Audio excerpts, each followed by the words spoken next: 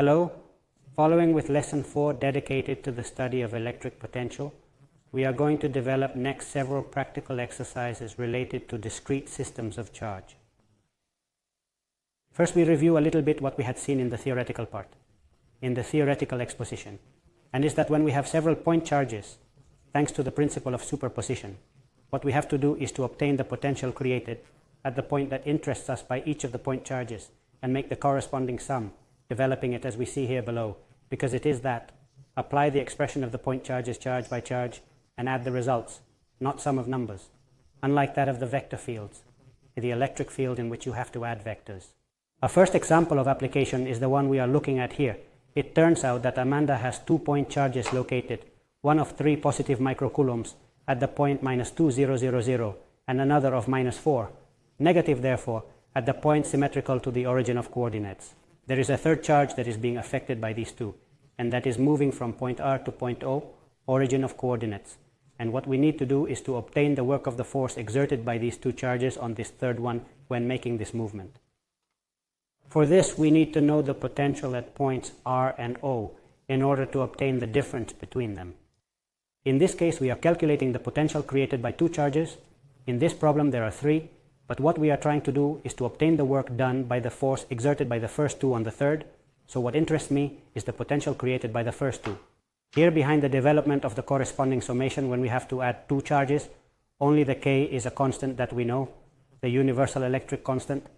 The charges are the values that we already know, and what we need to obtain are the instances.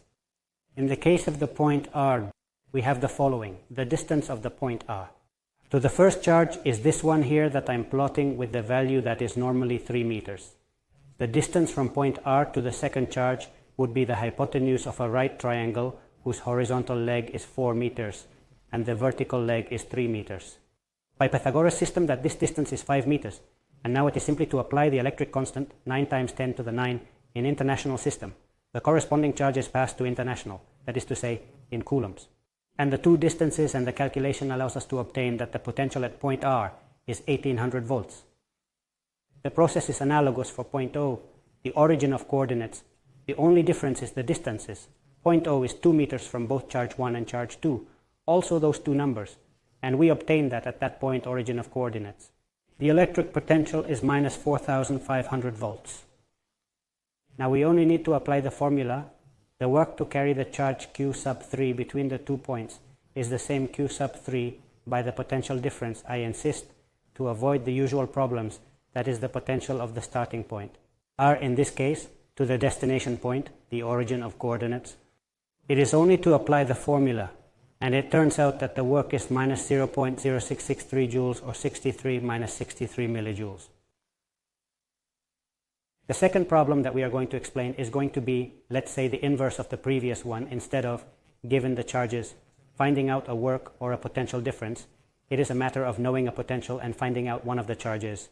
For this, we have here J, who has placed 2 equal charges in the lower vertices of the equilateral triangle of the figure, of which we have already put the coordinates to simplify the work, 2 microcoulombs and 2 microcoulombs. But what he wants is to find out what charge he has to place in the third vertex to get that in the origin of coordinates. The potential is exactly 0 volts. Well, to do that, we're talking about what potential do you create between the 3 charges there. So in this case, the summation is 3 terms. And we have to develop this sum where I've taken out the K to simplify the further development as a common factor. We only have to take out the potential at one point. So it's a matter of taking out this point at what distance it is from each of the 3 charges. It is easy to see that this distance is 2 meters. Just look at the figure. We could also obtain these other two by applying Pythagoras, for example, as the square of this cathetus plus the square of this cathetus square root.